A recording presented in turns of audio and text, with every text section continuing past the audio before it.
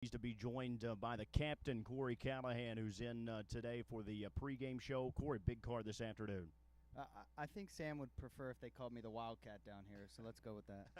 Yeah, absolutely. Well, let's talk about that, actually. You're originally from Maryland, and you spent your college career here at the University of Kentucky. I understand that choice was made because you wanted to come down and play hockey. Yeah, it was between either coming here or Towson University, and, being from Maryland, I had been around Towson a lot and skated over there and said, you know what, I'm just going to do something completely different and go see a different part of the country, and it was the best decision I ever made. This is a beautiful place. It was a great place to go to school. Made a lot of, lifelong friends here, and, I've had a lot of fun being back and, navigating people around at, my old stomping grounds. Well, you can be like a tour guide when you come in town for the racing action here at the Red Mile. Now, I may be a bit biased, but I think you certainly made the right choice there. Now, you began your driving career shortly after you finished up with school. Tell us about when and where that started. Yeah, I graduated here in 2000 and then, took a job for a recruiting firm called Spherion, and I did that for 5 years, put on the suit and tie every day, and when Friday happy hour hit, I was ready to go, and by the time Sunday night was coming around and I was having to get prepared for the work week, I just got to the point where I didn't want to do it anymore. So I called my dad. He had a few horses there and said, hey, I just need a job. I'll just clean stalls, do whatever you got. And I said, maybe I'll get my qualifying license and see how things go. And that was in 2006, so it's gone very well. Well, it has certainly gone very well. As you mentioned, you started out driving there. Probably on the mid-Atlantic type circuit, Maryland, Delaware, but you quickly made a step up to the big leagues, and obviously that could go, one of two directions, but things have gone very well since you've started racing at the Meadowlands and on the Grand Circuit. Yeah, they really have. I was just mostly concentrated there in the Mid-Atlantic area. Started at Rosecroft and then, moved over to Dover Downs, and when Chester opened up, I made a move there, and things have gone well there, and, Meadowlands is a tough place to break into, so I was kind of waiting for the right time to do it, and, Brennan had left to go to Yonkers the year before, and I knew Brian was going this year, so it was going to open up, a few drives, so I, decided I was going to go there full time and finish second there in the standings to Yannick, and, he's got Burke and Tactor, he's got a lot of power, so, I was very happy with where I ended up.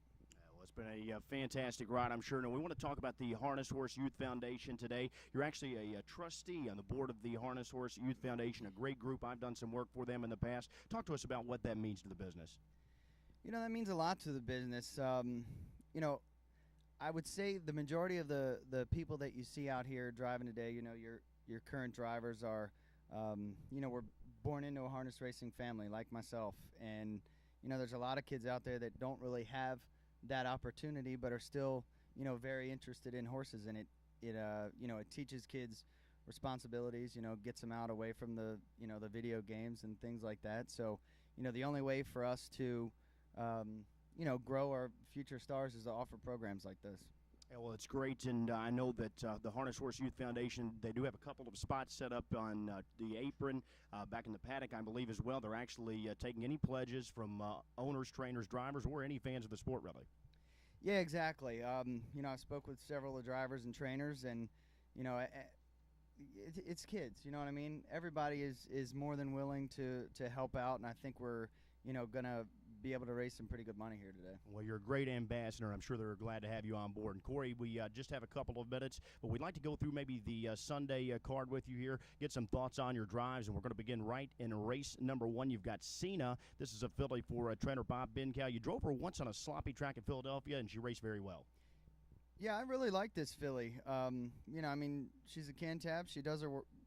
She stays at it usually pretty well. So I'd see she did make a break, at Delaware. But, again, a lot of horses don't get around there. I think she's got a good shot in here against these. We'll look for that. That's race 1 with Cena. Now, moving right along race 2, we get the fireworks underway early here. The Kentucky filly, Futurity, and you've got the morning line favorite, number 7, Ma Cher Hall. She's been razor sharp since she got here at the Red Mile.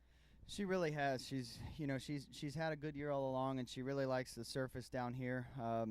She went a good trip last week, holding off Shared Pass there through the lane.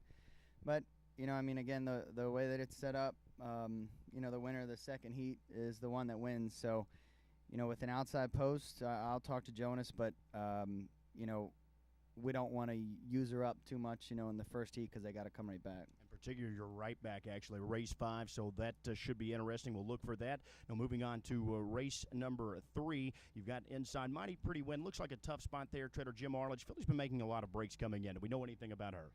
I don't know anything about her. I mean, right here just mostly looks like we're going to try to stay flat and get a piece of it. Well, race 4 will move right along now. The 4 Deja Vu 2 for Jonas once again. Now, you had a tough choice in here, the 4 Deja Vu 2 or the 3 Silver Credit. You opted to stick with Trader Jonas Sirtison. Was that mainly a connections standpoint or an ability standpoint?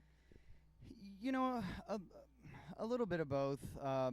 Mainly a connection standpoint. I've been driving a lot for Jonas, and for Per that owns this filly. She's a sister to Dorsey, and we've had a lot of luck with her. She raced really good last week. Kind of outraced her odds, but I don't know that you can use her as much as you can use Silver Credit. So, we're probably going to be chasing her down, but hopefully we can get there. All right, well, good deal. We'll look for that. Race 5, of course, second leg of the Futurity. Now, you've got race 6 starts the pick 4. Blue Porsche, second tier. Trainer Blair Burgess has been handling the driving duties on this trotter mainly. Looks like a pretty wide open field. We do have one scratch, so it would actually be down to an 11-horse field. You just got through there past the ads. Any thoughts? Yeah, that's going to make things a little bit easier with only one trailer. So, I'll be able to get away close. And Blair said he wasn't really getting over the ground that well last week. Today's going to be tough, for the handicappers as well as the drivers with the driving conditions. So, we'll just kind of have to see how things shake out. Well, one thing about it, we'll see early. We'll try and see how that track is playing so we can move forward and consider that in our handicapping information later on in the card. Race 7, we're not in. How about the 7? Drop the ball in race 8. She was sensational for you in a couple of starts on the East Coast. Yeah, she is definitely one of the best horses I've ever driven. She just has absolutely wicked speed.